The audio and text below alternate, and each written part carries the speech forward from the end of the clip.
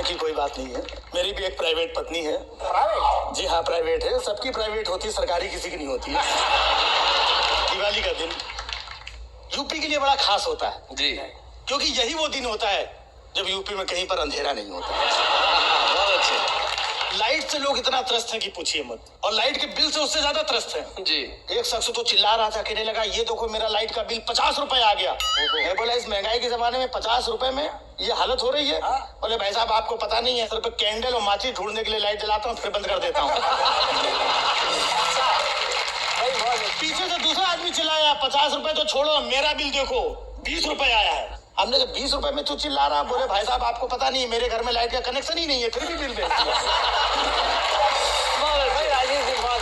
दिवाली के लिए मैं अपने बच्चे को लेकर के बाजार गया, फुलझड़ी अनार पटाखे वगैरह दिला रहा था। तभी मैंने देखा पड़ोस में एक महिला अपने 4 बच्चों के साथ शॉपिंग कर रही थी। अच्छा। लेकिन खास बात ये थी कि उन चारों बच्चों में 5-5 साल का अंतर था। मैंने मोहतरमा से पूछा, हमने कहा मैडम ये चारों बच्चों के बीच में 5-5 साल का अंतर मेंटेन कैसे किया? बोली वेरी सिंपल, मेरे पति एमएलए हैं। मेरे पति एमएलए हैं, 5 साल में सिर्फ एक ही बार आते हैं। अभी पीछे से देखा एक 3 साल का बच्चा मम्मी मम्मी कहते हुए आगे आया। मैं बोला ये 3 साल का ये क्या है? बोले देश में कभी कभी मध्यावधि चुनाव भी हो जाते हैं।